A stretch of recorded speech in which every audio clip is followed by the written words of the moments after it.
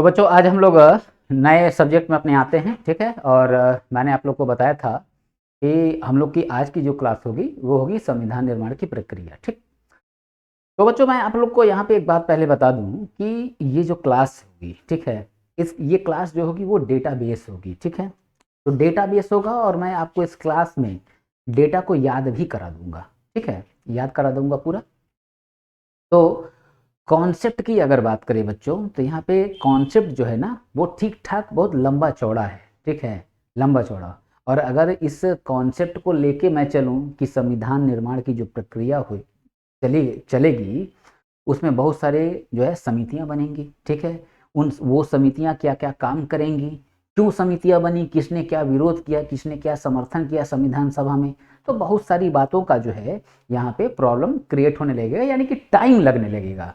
जिस चीज को हमें जानने की बहुत ज़्यादा आवश्यकता नहीं है, इन द सेंस कि हमको कहीं पे संविधान निर्माण की प्रक्रिया के, ठीक है, विवाद वगैरह, ठीक है, उसको लिखना अगर नहीं है तो फिर ये ऑब्जेक्टिव में इस बात का जिक्र करना कहीं ना कहीं क्या होगा, वो हमारे लिए नुकसानदायक हो जाएगा, ठीक है।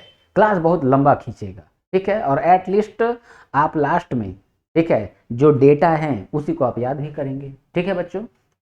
तो इसलिए हम लोग बच्चों यहाँ पे डेटा वाइज चीज़ों को समझा जाएगा, ठीक है, डेटा वाइज चीज़ों को समझा जाएगा। तो हम लोग अपने चैप्टर का नाम डालते हैं और क्लास को हम लोग बच्चों यहाँ पे स्टार्ट करते हैं, ठीक है। चलिए तो देखते हैं बच्चों, तो चैप्टर का नाम बच्चों क्या होगा, संविधान निर्माण, संविधान निर्माण की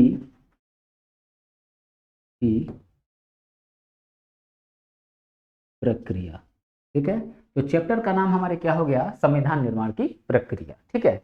और इस संविधान निर्माण की प्रक्रिया में क्या क्या पॉइंट्स हम लोग को देखने हैं, इन सारे बिंदुओं की चर्चा हम लोग करते हैं, ठीक है। चलिए, जैसे हम लोग बात करें, यहां हम लोगों से एक क्वेश्चन पूछा जाता है कि पहली बार, ठीक है, ये बात किसने कहा कि भारत का संविधान भारतीयों की इच्छा अनुसार ही होना चाहिए, ठीक है। तो ये बात कौन बोला है, महात्मा गांधी ने बोला है, ठीक है। तो ये बात अगर हम यहाँ मेंशन कर दें फिर, ठीक है, तो यहाँ पे पॉइंट वाइज चीजों को देखते चलेंगे, ठीक है। तो यहाँ लिख देंगे सर्वप्रथम,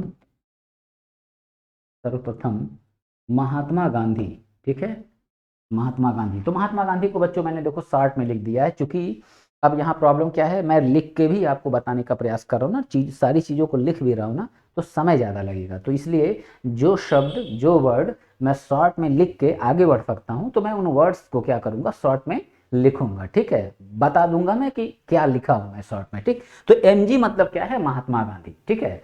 तो सर्वप्रथम महात्मा गांधी ने कहा कि भारत का भारत का संविधान, भारत का संविधान भारतीयों की, भारतीयों की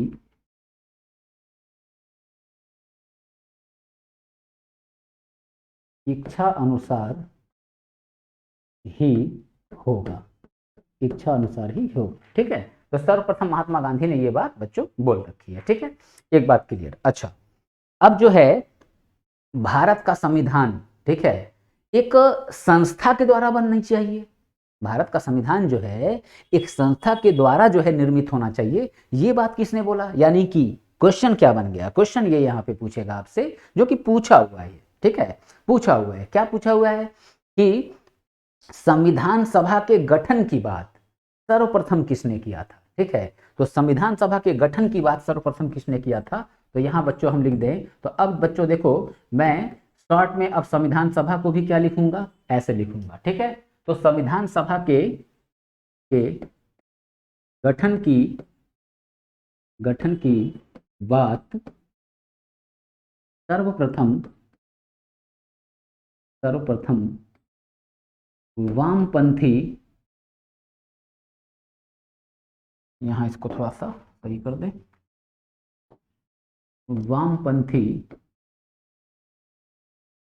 वामपंथी नेता M.N. रॉय, ठीक ना, M.N. रॉय ने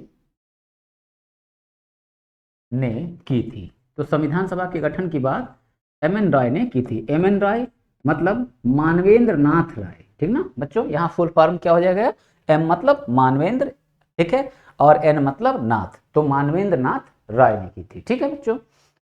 तो संविधान सभा के गठन की बात। अच्छा, अब जब हमारा देश आजाद होने को रहता है, ठीक है, सेकेंड वर्ल्ड वार होता है, सेकेंड वर्ल्ड वार के समय ही लगभग स्थिति अब स्पष्ट हो जाती है कि ब्रिटिश सरकार जो है अब वो भारत को छोड़ेगी। क्यों? क्योंकि बच्चों सेकेंड वर्ल्ड वार जो चल रहा था, उस सेकेंड वर्ल्ड वार में भारतीयों के सहयोग की बहुत ज़्यादा आवश्यकता थी, ठीक है।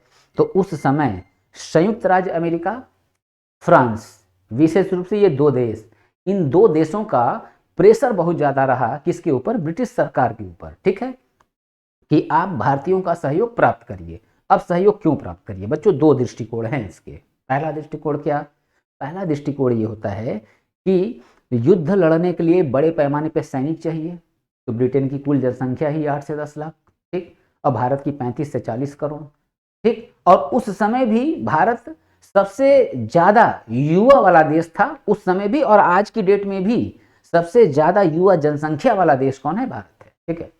तो सेना में भाग कौन लेता है, सेना में आप देखे होंगे भाग युवक ही लेते हैं, ठीक ना, युवा लेता है।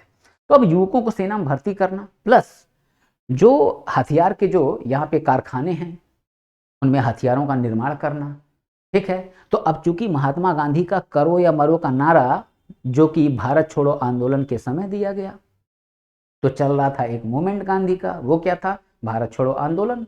तो भारत छोड़ो आंदोलन ये जो मूवमेंट चल रहा था, इसकी वजह से पूरा जो है सरकारी मिशनरी जो है, यानी कि सरकारी स्कूल, ठीक है, सरकारी विश्वविद्यालय, ठीक है, ये न्यायालय, ठीक है, गवर्नमेंटेड, ठीक है, तो इन सभी जगहों को भारतीयों ने क्या किया, छोड़ दिया, ठीक है, गांधी के आह्वान पे छोड़ दिया। तो अब वहां भी समस्या पैदा, ठीक है, कि भाई यहाँ पे काम कैसे हो, जो कारखाने वगैरह हैं उसमें काम कौन करेगा, सब तो बहिष्कार कर रखे थे। तो अब ये दो कंडीशन जो आई, मेन कंडीशन और भी हैं, और मैं बच्चों बराबर आपसे बात ये कहता आ रहा हूं कि इतिहास की बहुत ज्यादा चर्चा यहाँ पे मैं नहीं करूंगा, ठीक ना, क्योंकि आपको ये फील होने लगेगा कि यार ये क्लास संविधान की है कि इतिहास की है, तो ये समस्या मैं नहीं आने देना चाह रहा हूँ, ठीक है। तो बस मुख्य दो बात को समझिए। तो इस वजह से क्या होता है कि भारत को आजाद करने की बात ब्रिटिश सरकार कर देगी, ठीक, तो ब्रिटिश सरकार कर देगी, तो फिर मैटर ये फंसेगा कि ब्रिटिश सरकार कहती है कि भाई हम इस देश का शासन चला रहे थे और हम शासन संविधान के अनुसार चला रहे थे, तो भारतीय लोग क्या करें, अपना संविधान बना लें और हम जो है भारत छोड़ देंगे, ठीक। अब चुनौती प्रस्तुत हो गया कि भाई संविधान बनाए जाए।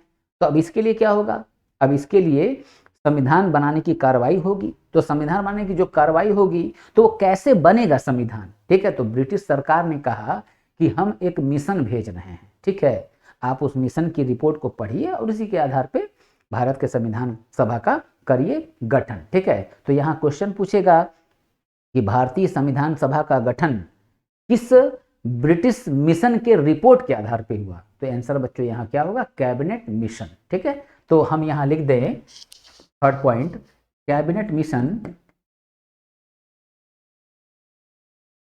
कैबिनेट मिशन के रिपोर्ट के आधार पर संविधान सभा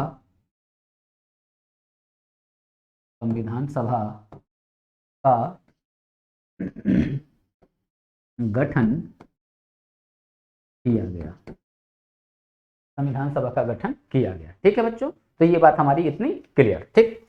अब जो है नेक्स्ट क्वेश्चन की बात करें, ठीक है, नेक्स्ट पॉइंट की। तो अब बच्चों यहाँ नेक्स्ट पॉइंट को समझने की जरूरत है।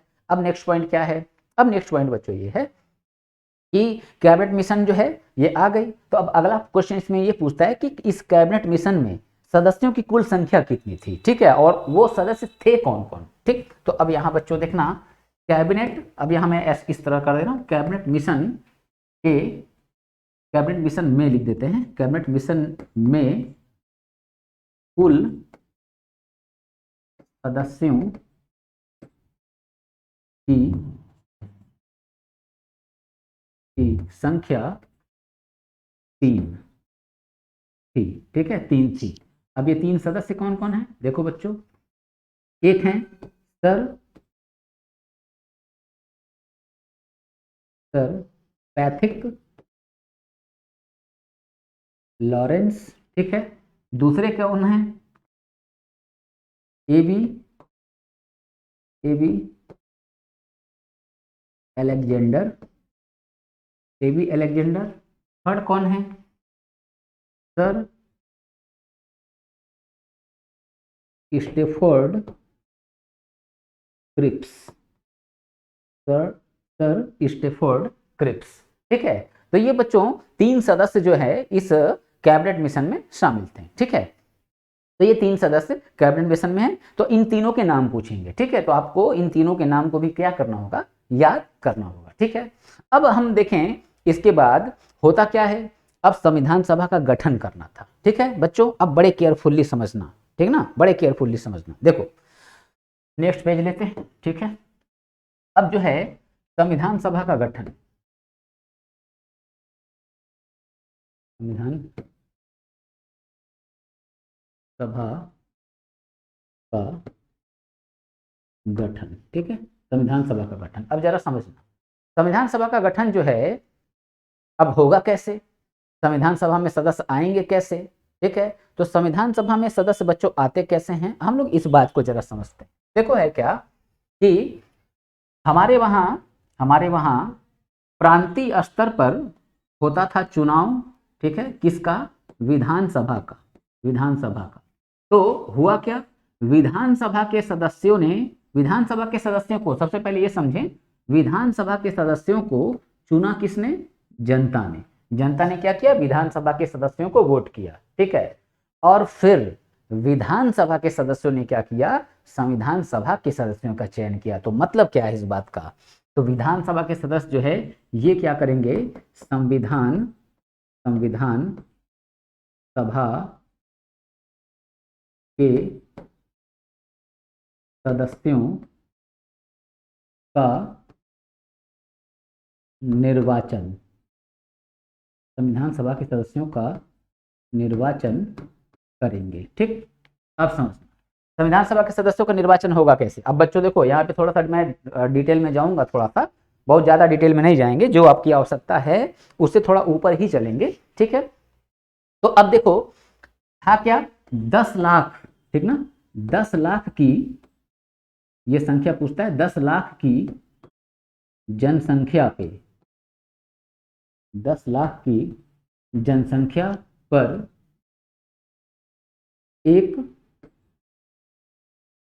एक सदस्य का निर्धारण, या हम कह लें चयन होना था। 10 लाख की जनसंख्या पे एक सदस्य का चयन होना था, ठीक है। तो अब जिस क्षेत्र की जनसंख्या 10 लाख है तो वहां पे एक सदस्य जो है चुने जाएंगे, ठीक है। तो इस तरह जब 10 लाख की जनसंख्या पे, ठीक है, एक सदस्य के चुनाव का मैटर आया, ठीक है, तो होता क्या है, संविधान सभा में कुल सदस्य चुन के कितने आए, तो संविधान सभा में बच्चों कुल सदस्य चुन के आए कितना, 389 सदस्य, ठीक है। 389 मेंबर जो है ये चुन के संविधान सभा में आते हैं, ठीक है। अब बच्चों इसके डेफनेस और हैं, मगर मैं उस डेफ्टनेस में जाऊंगा नहीं, ठीक है। आपको इतना डेफ्ट नहीं ले जाऊंगा कि आपका जो जितनी आपकी नीड है वो नीड पूरी तो होगी, उससे ज़्यादा पूरी होगी, मगर जो मेन बात जहां आपकी नीड है वो पता चले, वो पॉइंट आप भूल जाएं। होता क्या है, जब हम बहुत ज़्यादा डिटेल में चले जाते हैं ना, तो डिटेल को बच्चे क्या करते हैं, वहाँ तक वो भी जाते हैं, और जब वो वहाँ तक जाते हैं तो पीछे की जो आसान चीज़ें जो वास्तव में आपसे पूछी जाएंगी वो चीज़ें क्या होती हैं, भूल जाती हैं, कठिन वाली चीज़ें याद हो जाती हैं, ठीक है। तो ये समस्या आती हैं। तो अभी इसका बहुत सारा डिवीजन है बच्चों, ठीक है, मैं उसके डिवीजन में नहीं जाऊँगा, ठीक। तो संविधान सभा के सदस्यों की अगर पूछ लिया संख्या कितनी थी, तो संविधान सभा के सदस्यों की कुल संख्या, तो हमारा यहाँ आंसर क्या हो जाता है 389, ठीक ना, 389। तो 389 सदस्य जो है संविधान सभा में शामिल थे, ठीक है। तो अब संविधान सभा के सदस्यों का चयन हो गया, ठीक है।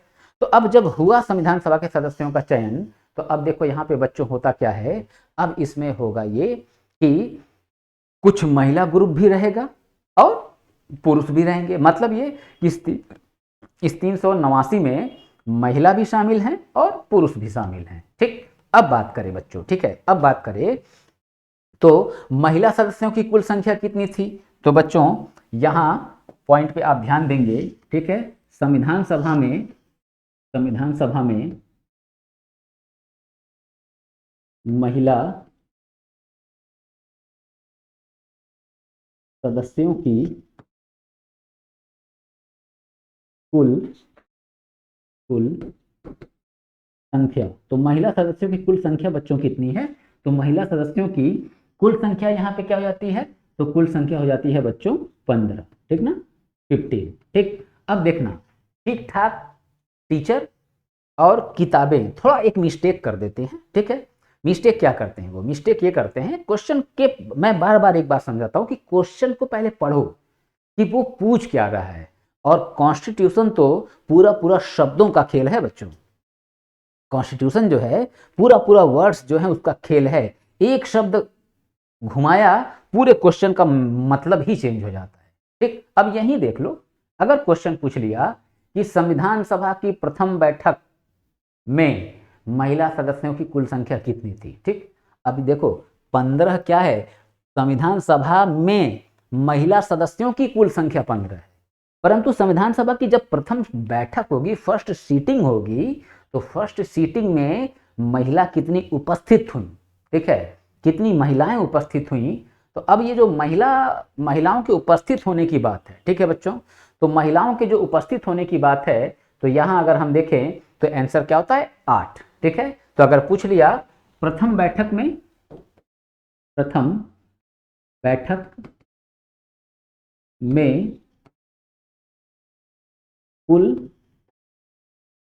कुल महिला सदस्य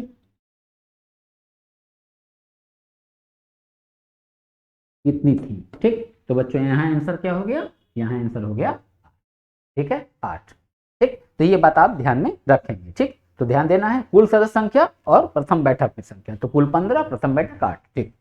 अच्छा, अब अगर यहाँ पे फिर अगर हम देखें तो अब इसी महिला वाले पॉइंट से बच्चों अभी और क्या पॉइंट बनने जा रहे हैं, ठीक है। और पॉइंट क्या बनने जा रहा है, आप इस बात को भी जरा चेक कर लें, ठीक है। अब देखो पॉइंट क्या बनने जा रहा है कि ये जो महिला समूह है, ठीक ना, तो महिलाओं की जो 15 संख्या है ना, तो इसका पूरा एक समूह था जिसको हम कहते हैं महिला समूह, संविधान सभा की महिला समूह, ठीक ना, महिला समूह। तो संविधान सभा का जो महिला समूह था, उस महिला समूह की एक अध्यक्षा थी।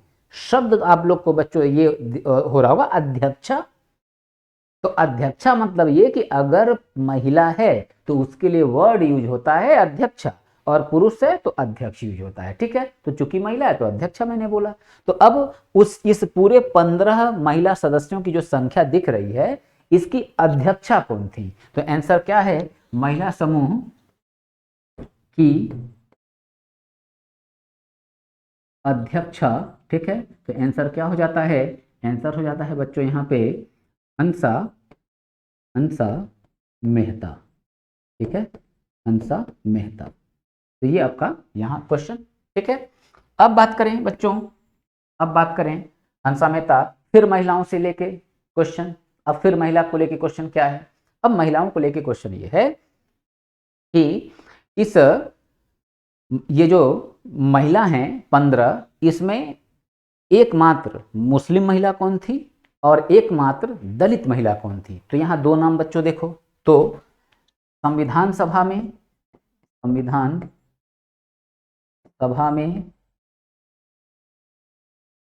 एकमात्र मुस्लिम मुस्लिम महिला, ठीक है, तो इनका नाम क्या है, एकमात्र मुस्लिम महिला जो हैं तो इनका नाम है बच्चों बेगम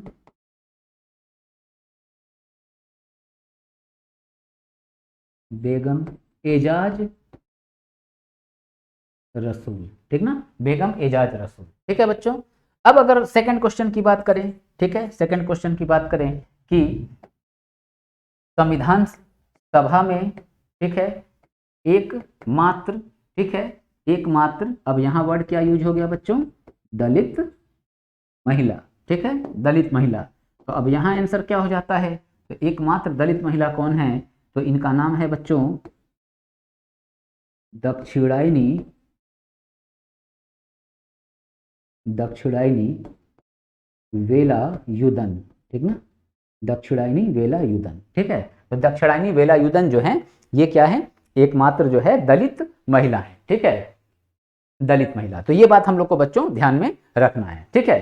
तो इतनी बात हम लोगों ने जान लिया, ठीक। अब हम लोग वापस आते हैं, ठीक, वापस आते हैं, ठीक। वापस आने के क्रम में सबसे पहले हम लोग देखें बच्चों, मैंने क्या बोला कि मैं आपको जो है, ठीक है, याद करा दूंगा सारी बातों को, ठीक है। हम लोगों ने स्टार्ट क्या किया, संविधान निर्माण की प्रक्रिया, ठीक।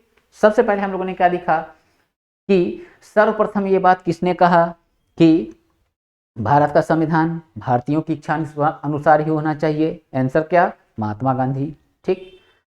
दूसरी बात मैंने बोला कि संविधान सभा के गठन की बात सर्वप्रथम किसने किया, यानी कि संविधान का निर्माण संविधान सभा के द्वारा होना चाहिए, ये बात किसने बोला, तो वामपंथी नेता हैं, इनका नाम क्या, मानवेंद्र नाथ रॉय, यानी कि एमएन रॉय, ठीक। अच्छा, अब ब्रिटिश सरकार क्या कह रही है कि भारत के संविधान सभा का गठन जो है, ठीक है, भारत के संविधान सभा का गठन कैसे होगा, ठीक है। तो अब कैसे होगा, तो वही मैंने बताया 10 लाख की जनसंख्या पे एक सदस्य निर्धारित किए जाएंगे, ठीक है। ये बात कौन बोल रहा है, कैबिनेट मिशन बोल रही है। तो कैबिनेट मिशन के सदस्यों की कुल संख्या 3, तीनों के नाम क्या, एक का नाम एवी अलेक्जेंडर, दूसरे का नाम सर पैथिक लॉरेंस, ठीक है, तीसरे का नाम सर स्टेफर्ड क्रिप्स, ठीक है, ये इतनी बात। अच्छा, अब अगर हम लोग बच्चों देखें तो अब इसके बाद हम लोगों ने क्या देखा, संविधान सभा के सदस्यों का निर्वाचन कैसे हुआ। तो संविधान सभा के सदस्यों का निर्वाचन, यहां पे एक बात नोट कर दूं बच्चों, संविधान सभा के सदस्यों का निर्वाचन जो है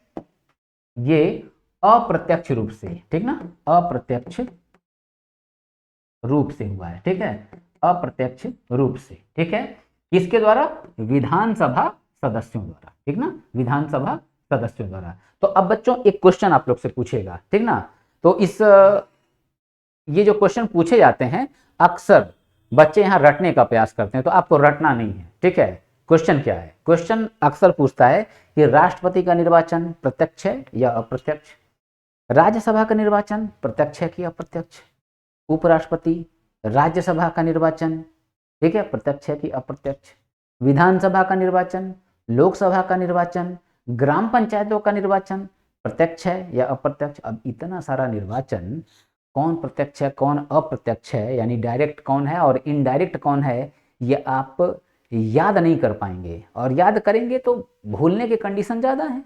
तो यहाँ बहुत आसान सा फार्मूला है, आसान सा फार्मूला क्या है, हर वो इलेक्शन, ठीक है बच्चों, जिसमें हम लोग जाके वोट करें, यानी भारत की जनता, तो भारत की जनता तो वर्तमान में 135 करोड़ हो चुकी है, तो 135 करोड़ लोग वोट करेंगे, नहीं बच्चों।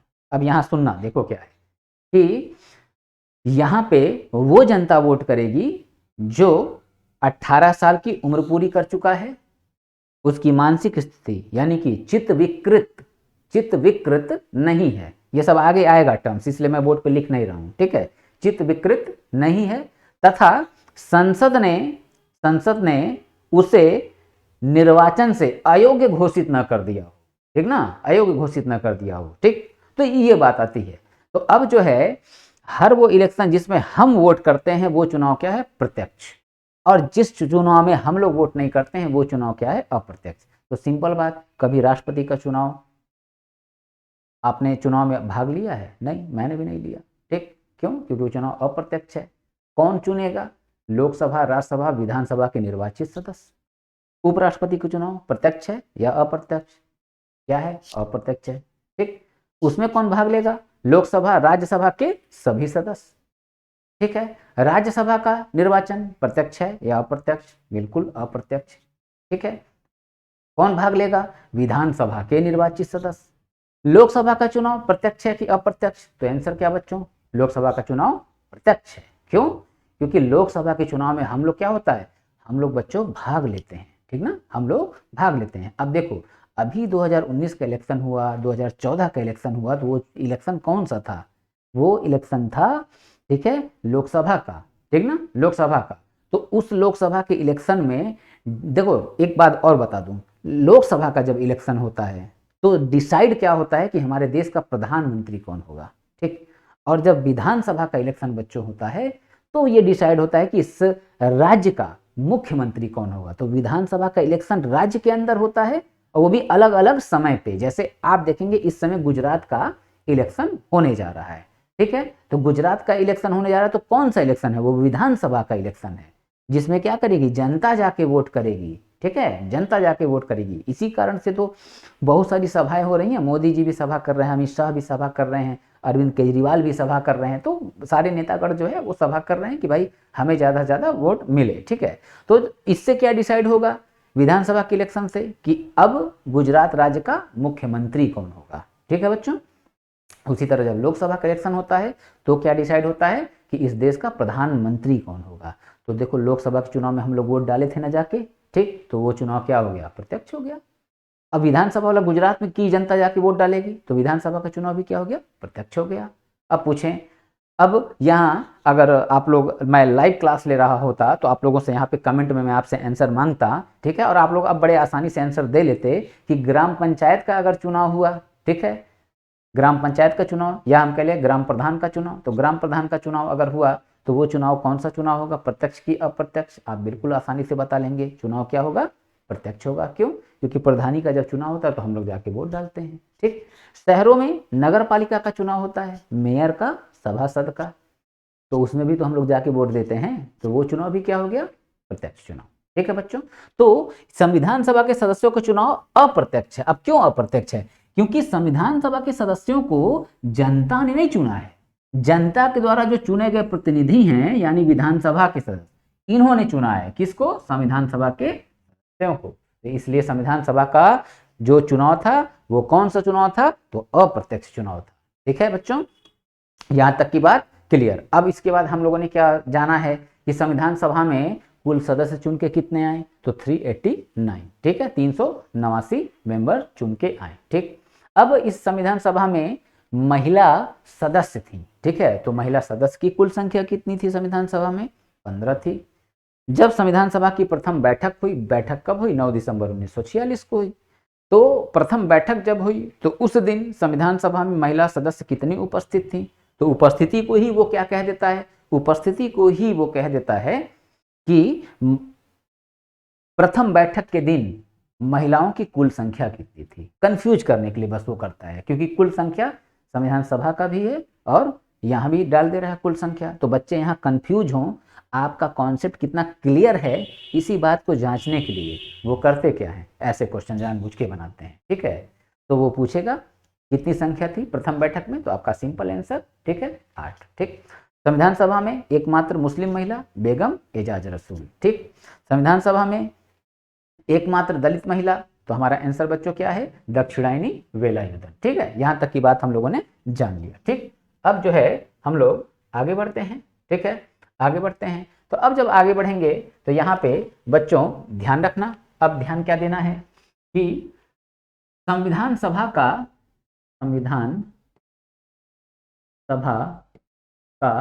जब संविधान सभा का जब निर्वाचन हुआ तो निर्वाचन में एक क्वेश्चन बड़ा पॉपुलर रहता है, और वो क्वेश्चन क्या है, क्या पॉपुलर है?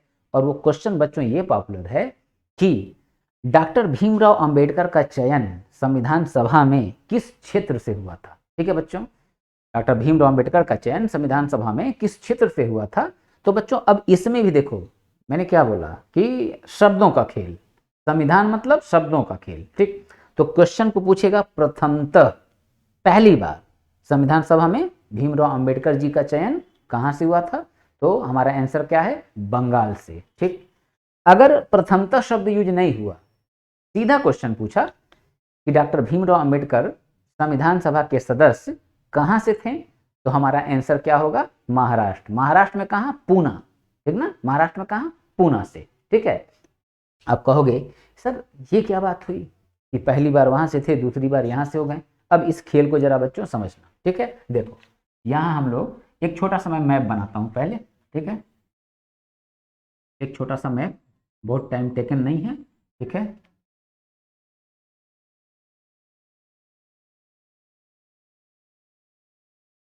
ठीक है, ये इंडिया का मैप, ठीक है। अब इसमें जो है हम देखें तो ये हो गया पाकिस्तान का पार्ट, ठीक है, और ये हो गया अफगानिस्तान का पार्ट, ठीक है, और ये हो जाता है यहाँ बच्चों, यहाँ बांग्लादेश, बांग्लादेश, ठीक है।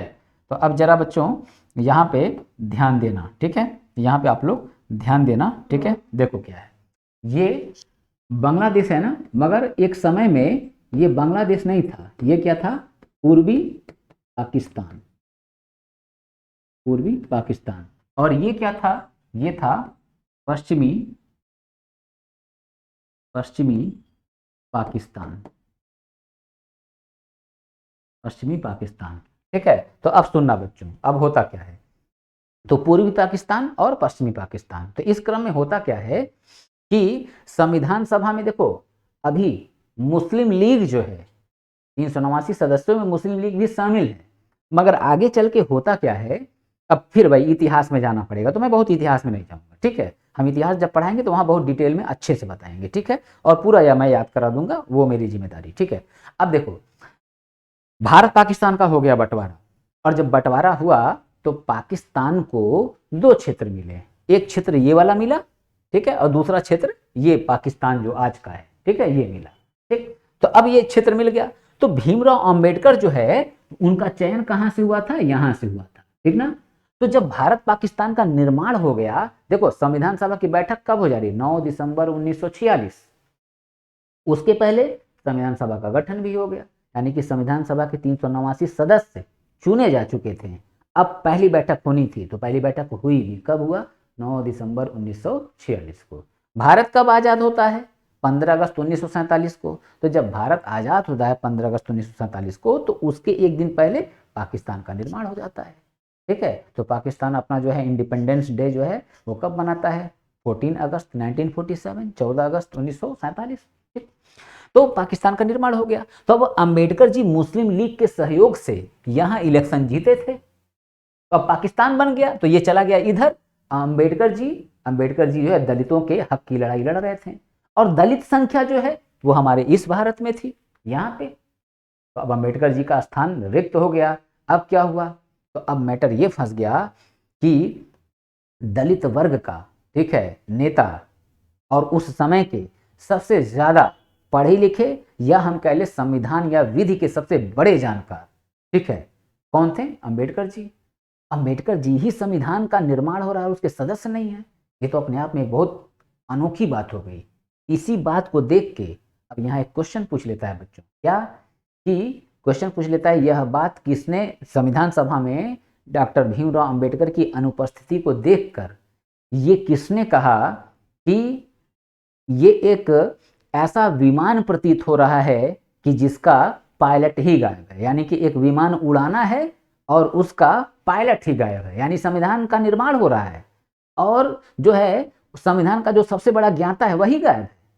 इसलिए होता क्या है, अब ये बात बोला कौन, राजेंद्र प्रसाद ने। तो अब होगा क्या, अब होता ये है कि यहाँ जो पूना का जो क्षेत्र है महाराष्ट्र में, ठीक ना, पूना का क्षेत्र, यहाँ पे सदस्य थे संविधान सभा के कौन, M.R. जयकर, M.R. जयकर, ठीक ना, M.R. जयकर। तो M.R. जयकर संविधान सभा के सदस्य, ठीक। तो अब क्या होता है, M.R. जयकर को एक व्यक्ति बीजी खेर, ठीक है, तो बीजी खेर जो है पत्र लिखते हैं और पत्र लिख के कहते हैं M.R. जयकर को कि आप इस्तीफा दे दीजिए, ठीक है। तो होता क्या है, M.R. जयकर इस्तीफा दे देते हैं और यहाँ पे शुरू होता है चुनाव, और इस चुनाव को हम क्या बोलते हैं, उपचुनाव। तो अंतर जान लो, उपचुनाव और आम चुनाव, ठीक है, आम चुनाव। तो आम चुनाव बच्चों 5 साल का जो कार्यकाल होता है, ठीक ना, लोकसभा का, तो जब वो पूरा हो जाता है 5 साल का कार्यकाल लोकसभा या विधानसभा का, उसके बाद जो इलेक्शन होता है उसको हम कहते हैं आम चुनाव। और जो चुनाव बीच में कोई सदस्य मर गया, कोई सदस्य इस्तीफा दे दिया, ठीक है, तो किसी कारण से अगर सीट खाली हो गया तो वहां पे फिर से री इलेक्शन होता है। तो जो री इलेक्शन होता है उसी को हम कहते हैं उपचुनाव। तो उपचुनाव हुआ, तो उपचुनाव में जो है M.R. जयकर इस्तीफा दिए, उपचुनाव होता है और यहाँ से डॉक्टर भीमराव अम्बेडकर को लड़ाया गया चुनाव, ठीक। तो भीमराव अम्बेडकर बड़े आसानी से यहाँ पे चुनाव जीत जाते हैं और फिर वो यहाँ से बन जाते हैं संविधान सभा के सदस्य, ठीक है, संविधान सभा के सदस्य। और फिर क्या होगा, संविधान का निर्माण हो जाता है, फिर इंदिरा गांधी का शासनकाल आता है। तो यहाँ पे जो है पाकिस्तान, इस पूर्वी पाकिस्तान के लोगों के साथ भेदभाव थोड़ा ज़्यादा रखा हुआ था। क्या था भेदभाव, क्या थे मैटर, फिर वही बात आ गई कि उसकी चर्चा नहीं करना चाहूँगा क्योंकि क्लास क्या है, संविधान का। तो यहाँ पे क्या होगा कि इंदिरा गांधी के सपोर्ट से ये पूर्वी पाकिस्तान को, ठीक है, कर दिया जाता है पाकिस्तान से अलग और ये एक नया देश बन जाता है जिसको आज की डेट में हम लोग किस नाम से जानते हैं, बांग्लादेश, ठीक है बच्चों। तो यहाँ हमारा क्वेश्चन क्या बन गया कि डॉक्टर भीमराव अम्बेडकर का चयन, ठीक है, प्रथमतः कहाँ से हुआ था। तो आंसर हमारा क्या है बच्चों, तो आंसर हमारा है बंगाल, बंगाल। तो प्रथमतः चयन कहाँ से हुआ था, बंगाल से। और अगर प्रथमतः शब्द यूज नहीं हुआ, ठीक है, और पूछा कि भीमराव अम्बेडकर का चयन कहाँ से हुआ था, तो आपका आंसर क्या होगा, महाराष्ट्र या फिर ऑप्शन में पूना, ठीक ना, पूना। तो ये बात आप ध्यान में रखेंगे, ठीक। दूसरी बात थोड़ा क्वेश्चन ये टफ हो जाएगा इसलिए मैं लिखवा नहीं रहा हूँ, आपको अगर बहुत जरूरत होगी तो आप खुद से लिख लीजिएगा, बाकी मैं PDF जो दूंगा उसमें मैं मेंशन कर दूंगा, ठीक है। कि राजेंद्र प्रसाद जो है, इन्होंने ही डॉक्टर अंबेडकर जी की संविधान सभा में अनुपस्थिति को देख के ये कहा कि एक विमान उड़ाना है, ऐसा प्रतीत हो रहा है कि एक विमान उड़ाना है और उसका पायलट ही गायब है, ठीक है। तो किसके लिए बोला, अंबेडकर जी के लिए बोला। किसने बोला, राजेंद्र प्रसाद ने, ठीक। चलो बच्चों यहां तक की बात क्लियर, ठीक। आगे बढ़ते हैं भाई आप, ठीक है, आगे बढ़ते हैं। तो अब ये बात हो गई। अब मैटर आता है कि संविधान सभा जो हमारी थी इसकी प्रथम बैठक कब होती है, ठीक है बच्चों। तो संविधान सभा की प्रथम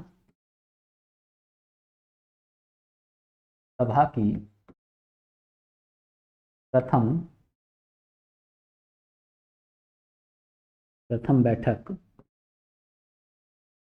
कब होती है, ठीक है। तो 9 दिसंबर 1946, ठीक है। शॉर्ट में मैंने बच्चों डी लिख दिया है, 9 दिसंबर 1946 संविधान सभा की प्रथम बैठक हुई, ठीक। तो अब इस बैठक में जो अध्यक्ष थे वो कौन थे, तो अध्यक्ष जो थे वो अध्यक्ष थे डॉक्टर डॉक्टर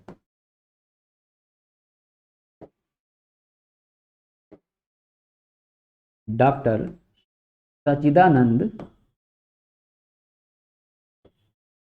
सच्चिदानंद सिन्हा, सच्चिदानंद सिन्हा, ठीक। फिर ये अध्यक्ष जो हैं ये क्या हैं, ये अस्थायी अध्यक्ष हैं, टेम्परेरी अध्यक्ष हैं, ठीक है, टेम्परेरी अध्यक्ष हैं। अभी अध्यक्ष का निर्णय हो नहीं पाया था, ठीक ना। तो टेम्परेरी अध्यक्ष कौन बने थे, तो टेम्परेरी अध्यक्ष बने थे डॉक्टर सच्चिदानंद सिन्हा। अब एग्जामिनर यहीं नहीं रुकता है, अब वो अगला क्वेश्चन करता है कि संविधान सभा में 389 सदस्य थे। अभी मुस्लिम लीग जो है बहिष्कार नहीं किया संविधान सभा का, बच्चों ध्यान रखना। अभी मुस्लिम लीग सम्मिलित है यहाँ, वो तो अलग बात है, मैंने यहाँ समझा दिया, ठीक है। अभी अब क्या है कि सच्चिदानंद सिन्हा को ही 389 सदस्यों में संविधान सभा का अस्थायी यानी टेम्परेरी अध्यक्ष क्यों बनाया गया, ये क्वेश्चन पूछ लेता है। तो पूरे संविधान सभा में डॉक्टर सच्चिदानंद सिन्हा जो हैं यही सबसे वरिष्ठ व्यक्ति थे, तो उनका सम्मान करने के लिए, ठीक है, ये व्यवस्था अपनाई गई, ठीक है। तो अब अगर पूछें कि सच्चिदानंद सिन्हा को अध्यक्ष क्यों बनाया गया, तो लिख देंगे सच्चिदानंद सिन्हा सिन्हा संविधान सभा के सबसे वरिष्ठ सदस्य थे इसलिए इन्हें संविधान सभा का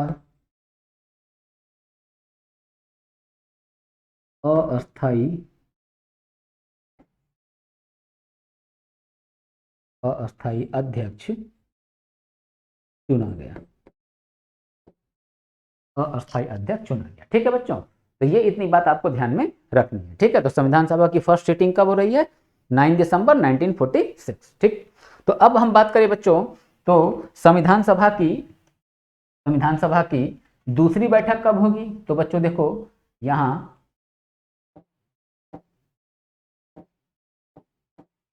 संविधान सभा की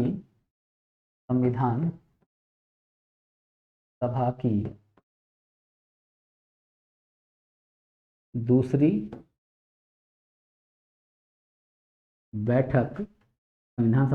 बैठक 11 दिसंबर 1946, ठीक है, को हुई। और अब क्या होगा? संविधान सभा का अध्यक्ष जो है बना दिया गया किसको? डॉक्टर राजेंद्र प्रसाद को। ठीक है, तो अब क्वेश्चन ये पूछेगा, संविधान सभा का अस्थाई अध्यक्ष डॉक्टर राजेंद्र प्रसाद को बनाया गया। ठीक है, राजेंद्र प्रसाद को बनाया गया। ठीक है, तो संविधान सभा की दूसरी बैठक 11 दिसंबर 1946 को हुई और इसका अस्थायी अध्यक्ष किसे बनाया गया? डॉक्टर राजेंद्र प्रसाद को। ये एक बात। ठीक, अब दूसरी बात बच्चों, संविधान सभा में अध्यक्ष तो आ गया, अब संविधान सभा का पूछता है उपाध्यक्ष कौन था? संविधान सभा का उपाध्यक्ष, तो उपाध्यक्ष कौन है? तो उपाध्यक्ष हैं एच सी मुखर्जी। पूरा नाम बोले बच्चों, तो हरीश चंद्र मुखर्जी। तो हरीश चंद्र मुखर्जी जो है संविधान सभा के क्या थे? उपाध्यक्ष थे। ठीक है, तो ये इतनी बात हम लोगों ने जाना। ठीक, अब बच्चों यहाँ पे थर्ड सीटिंग जो है वो भी पूछता है। ठीक, तो संविधान सभा की तीसरी बैठक 13 दिसंबर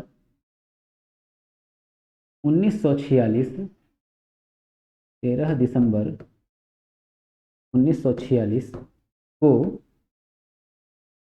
हुई थी। ठीक है, तो संविधान सभा की दूसरी बैठक कब हुई थी? 13 दिसंबर 1900। तीसरी बैठक कब हुई थी? 1946 को। अच्छा, ये दिन जो है 13 दिसंबर का क्यों बड़ा इंपॉर्टेंट है? ठीक है बच्चों, तो देखो ये दिन जो है इसलिए इंपॉर्टेंट है कि 13 दिसंबर 1946 को ही 13 दिसंबर 1946 को ही जवाहरलाल नेहरू, पूरा नाम नहीं लिख रहे हैं बच्चों, मैं शुरू से आप लोग को ये बताते आ रहा हूं कि मैं नाम शॉर्ट में लिखूंगा। ठीक है, जवाहरलाल नेहरू ने संविधान सभा में उद्देश्य प्रस्ताव प्रस्तुत किया, जिसे संविधान सभा ने 22 जनवरी 1946 को स्वीकार कर लिया। ठीक है, तो 22 जनवरी 1946 को संविधान सभा ने उद्देश्य प्रस्ताव को स्वीकार कर लिया और यही उद्देश्य प्रस्ताव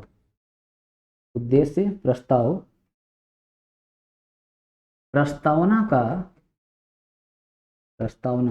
का आधार बना। प्रस्तावना का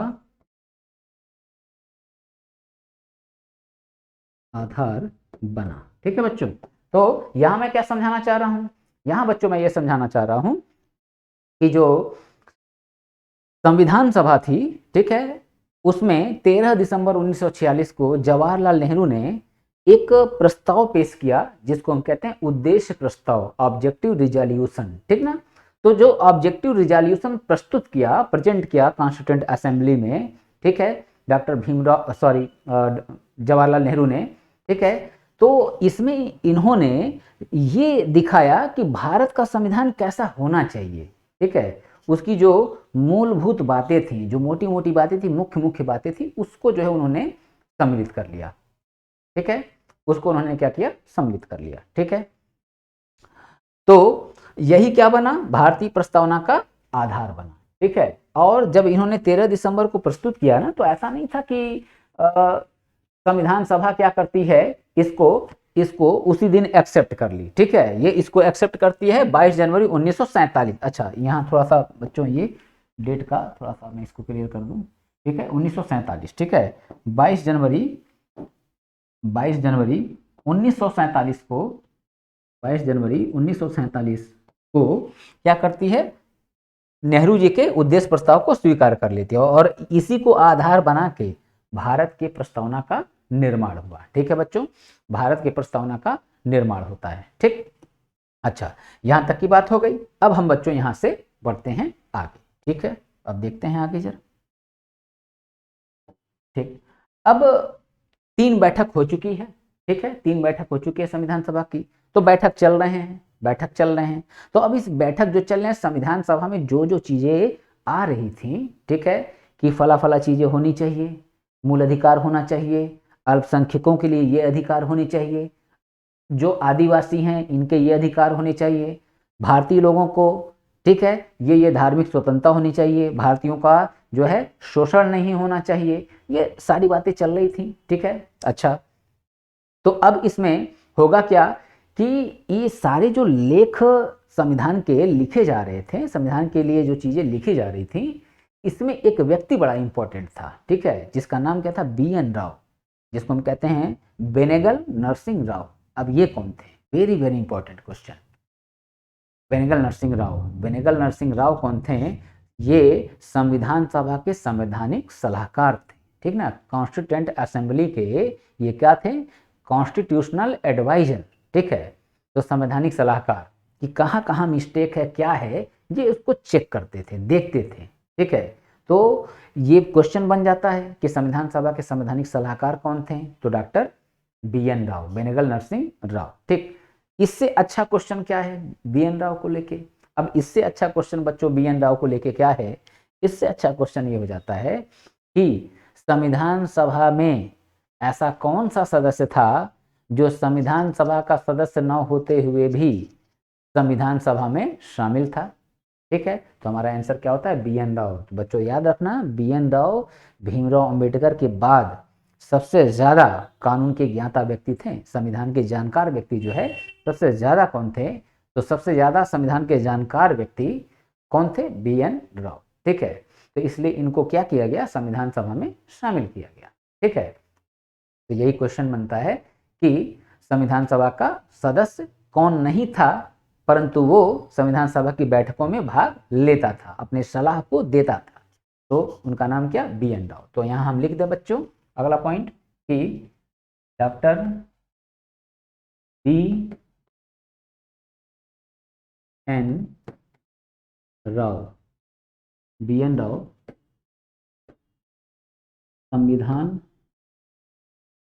सभा के क्या थे भाई, तो संवैधानिक संवैधानिक सलाहकार, कॉन्स्टिट्यूशनल एडवाइजर, संवैधानिक सलाहकार, ठीक है। तो BN राव कहते हैं संविधान सभा के संवैधानिक सलाहकार, ठीक है। दूसरी बात इसी में ऐड कर दें कि ये संविधान सभा के सदस्य नहीं थे, संविधान सभा के सदस्य नहीं थे। ठीक है बच्चों। और एक बात और बच्चों ध्यान रखना, क्वेश्चन में अक्सर पूछता है कि संविधान सभा के सदस्य कौन नहीं थे, तो इसमें जानते हो क्या होता है बच्चों, ये चेक करने के लिए पूछता है। जैसे महात्मा गांधी का इस देश के आज़ादी में योगदान रहा, ठीक, तो देश के आज़ादी में योगदान रहा, महात्मा गांधी का बहुत बड़ा योगदान रहा। तो अब बच्चे इस चीज़ को समझ ही नहीं पाते हैं कि गांधी संविधान सभा के सदस्य नहीं रहे होंगे, तो ऑप्शन दे देता है, पूछता है कि निम्नलिखित में कौन संविधान सभा का सदस्य नहीं था। अब ऑप्शन देगा ए राजेंद्र प्रसाद, बी जवाहरलाल नेहरू, सी बी.एन. राव, ठीक है, बी.एन. राव, ठीक है, और डी दे देगा महात्मा गांधी, ठीक है, महात्मा गांधी। तो अब यहाँ पे बच्चों क्या फंस रहा है मैटर, संविधान सभा के सदस्य तो दोनों लोग नहीं थे, बी.एन. राव भी नहीं थे, महात्मा गांधी भी नहीं थे। तो अब यहाँ ध्यान रखना, यहाँ पे आपको ऑप्शन देगा क्या देगा, दोनों का। कैसे देगा, इस क्वेश्चन को जरा समझ लेना, ठीक है। यहाँ पे ऑप्शन मान लो दे दिया, एक ऑप्शन दे दिया संविधान सभा के सदस्य कौन नहीं थे, तो एक पॉइंट मिला राजेंद्र प्रसाद, ठीक है, बी मिला बी.एन. राव, ठीक है, सी मिला महात्मा गांधी, डी दिया बी एवं सी, ठीक है बच्चों। तो देखो बच्चों, जब आप क्वेश्चन को ये जानते हो कि संविधान सभा के संवैधानिक सलाहकार बी.एन. राव थे, तो आप ऐसी कंडीशन में आंसर ये निकाल ही नहीं पाओगे, ठीक है, आंसर ये निकाल ही नहीं पाओगे, ठीक है, कि आंसर इसमें दोनों होगा, ठीक है। तो आपको क्या लगेगा कि भाई बी.एन. राव संविधान सभा के संवैधानिक सलाहकार थे, तो संवैधानिक सलाहकार थे तो संविधान सभा के सदस्य तो ऑटोमेटिक रहे होंगे, बट ऐसा नहीं है। यहाँ बचने की कोशिश करना बच्चों, तो यहाँ आंसर क्या होगा, डी, बी एवं सी, यानी कि दोनों लोग नहीं थे, ठीक। सेकंड कंडीशन क्या है, सेकंड कंडीशन बच्चों यहाँ दे देगा, सेकंड कंडीशन ये हो जाएगी, बहुत सिंपल क्वेश्चन, ठीक है, बहुत सिंपल क्वेश्चन, क्या हो जाएगा, बी ऑप्शन। अब क्या किया, यहाँ नेहरू दे दिया, और इसके बाद से सी ऑप्शन दे दिया, एच.सी. मुखर्जी दे दिया, और फिर एक ऑप्शन दे दिया, ठीक है, डी महात्मा गांधी।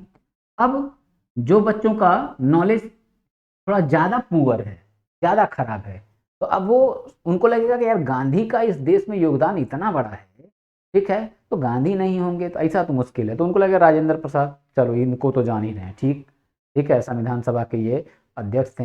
जवाहरलाल नेहरू भाई तो थे ही थे, ठीक, और फिर गांधी की जब बात है, गांधी नहीं होंगे तो होंगे ही होंगे, तब आंसर यहाँ पे बच्चे गलती क्या कर देंगे, एच.सी. मुखर्जी लगा देंगे, जो कि क्या हो जाएगा, गलत, ठीक। सही आंसर क्या है, महात्मा गांधी, ठीक है, ये संविधान सभा के सदस्य नहीं थे, ठीक है। ये बात बच्चों ध्यान में रखने की जरूरत है, ठीक। तो आगे देखें बच्चों, आगे देखें यहाँ पे हम लोग, ठीक है। तो नेक्स्ट क्वेश्चन, बी.एन. राव संविधान सभा के संवैधानिक सलाहकार थे, ठीक है, ये संविधान सभा के सदस्य नहीं थे, ठीक। अगली बात, अब देखो अगली बात क्या है कि संविधान जब लिखा जा रहा था, ठीक है, तो संविधान लिखने के दौरान संविधान जब लिखा रहा था तो उसका डिजाइन बन रहा था, जैसे क्या, ये एक, मान लो बच्चों ये एक पेज हो गई, संविधान की, ठीक। और इसमें जो है, इसमें क्या किया, अब इसमें ये कुछ यहाँ बच्चों इस तरह से, ठीक है, ये ऐसे बन गया, और यहाँ पे लिखा है कॉन्स्टिट्यूशन ऑफ इंडिया, ठीक ना, कॉन्स्टिट्यूशन ऑफ इंडिया, भारत का संविधान, ठीक है, लिखा क्या है, भारत का संविधान। और इसके जो है ना, इसके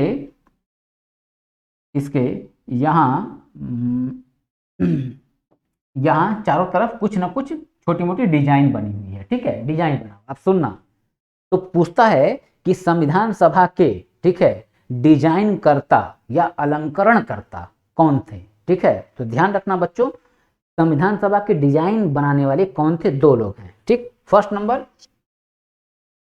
नंबर बात करें तो दो लोग कौन थे, ठीक है। फर्स्ट नंबर नंदलाल बोस, ठीक है, नंदलाल बोस, ठीक है, फर्स्ट नंबर पे। और इनका साथ कौन दे रहा था? इनका साथ दे रहे थे राम मनोहर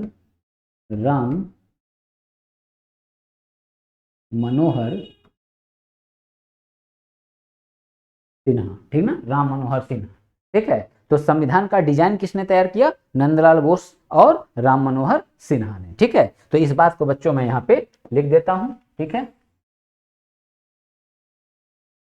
तो यहां हम देखें अगर, तो संविधान पूरा लिख देते हैं, संविधान का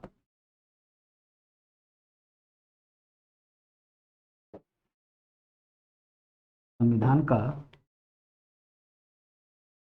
डिजाइन, ठीक है, डिजाइन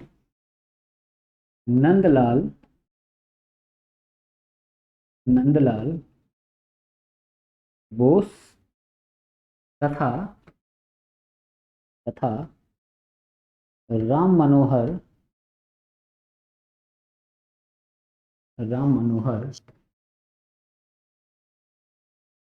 सिन्हा राम मनोहर सिन्हा राम मनोहर सिन्हा ने राम मनोहर सिन्हा ने तैयार किया था, राम मनोहर सिन्हा ने तैयार किया था, ठीक है बच्चों, ये बात ध्यान रखना, ठीक है। तो राम मनोहर सिन्हा और नंदलाल बोस। अच्छा बच्चों, एक कंडीशन मान लो, एक कंडीशन ये आ गई, ठीक है, एक कंडीशन ये आ गई कि अगर आपसे पूछ लिया, ठीक है, आपसे पूछ लिया ऑप्शन देके, ऑप्शन में दोनों मान लो दे दिया, नंदलाल बोस भी है और राम मनोहर सिन्हा भी है, और वो ए और बी दोनों नहीं दे रहा है, मतलब दोनों को आंसर नहीं बना रहा है, मगर ऑप्शन में दोनों हैं, ठीक। तब आप दोनों में से प्राथमिकता किसको देंगे, फर्स्ट प्रायोरिटी पे किसको रखेंगे? नो डाउट फर्स्ट प्रायोरिटी पे हमको किसको रखना है? नंदलाल बोस को, ठीक है, एकदम क्लियर है, node Nandlal Bose first priority, ठीक है। तो ये बात हमारी यहाँ पे क्लियर हो गई, ठीक। अच्छा, अब देखो बच्चों, अब अगर आगे हम देखें तो यहां हम क्या देखते हैं बच्चों कि भारत का संविधान जब बन रहा था, ठीक है, तो संविधान निर्माता जो थे, कॉन्स्टिट्यूशन मेकर जो थे, इन लोगों ने, ठीक है, क्या किया? दुनिया के अन्य जो लिखित संविधान के देश हैं, ठीक ना, लिखित संविधान के देश हैं, उन देशों के संविधान का अध्ययन किया, ठीक है। तो ज्यादा लिखित संविधान के देशों का अध्ययन किया और जो अलिखित संविधान वाले देश हैं उनके बारे में भी जानकारियां इकट्ठा की, ठीक। तो इकट्ठा करने के बाद से उन्होंने क्या किया? भारत के संविधान का निर्माण किया। तो अब आपसे देखो, मैं आपको एक चैप्टर पढ़ाऊंगा, भारतीय संविधान के विदेशी स्रोत, ठीक ना, विदेशी स्रोत, ठीक है।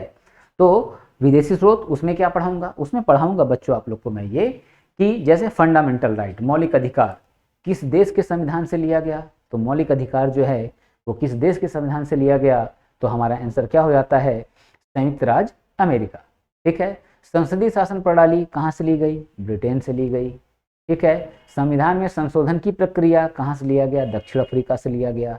नीति निर्देशक तत्व कहाँ से लिए गए? आयरलैंड से, ठीक। इस टाइप के क्वेश्चन पूछे जाते हैं, ठीक। अब ये क्वेश्चन बना ही क्यों? अब ये कंडीशन आई ही क्यों?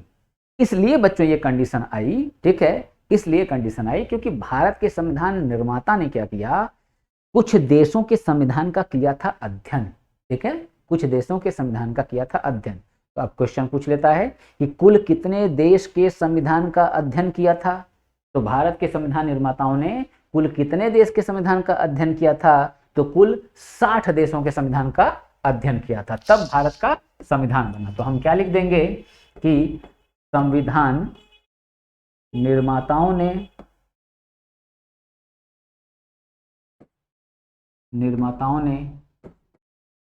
60 देशों के 60 देशों के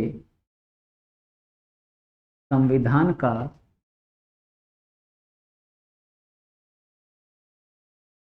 अध्ययन करने के बाद भारत का भारत का संविधान बनाया, ठीक ना। तो यहाँ पे आपको ये संख्या बच्चों, ठीक है, ये संख्या पूछता है, संख्या ध्यान में रखना है। तो कितने देशों के संविधान का अध्ययन किया बच्चों? तो 60 देशों के संविधान का अध्ययन किया था संविधान निर्माताओं ने, ठीक है। तो ये बात हम लोग की यहाँ पे क्लियर, ठीक। अच्छा, अब हम बच्चों इसमें आगे बढ़ें तो फिर क्वेश्चन हमसे पूछे जाते हैं कि भारत का जो संविधान है इसको बनने में कितने वर्ष का समय लगा और कितने पैसे खर्च हुए, ठीक है। तो वर्ष की जब बात करते हैं बच्चों कि कितना समय लगा, तो बहुत ही इजी क्वेश्चन है और मैं जान रहा हूं कि मेरे बताने से पहले आप लोग इसको जान रहे होंगे, ठीक है। तो समय की बात अगर करें कि भारत का संविधान बनाने में संविधान निर्माताओं ने कितना टाइम लिया, तो भारत के संविधान निर्माण में कुल 2 वर्ष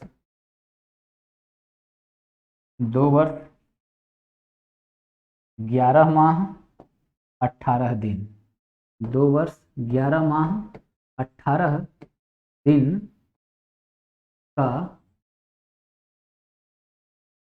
समय,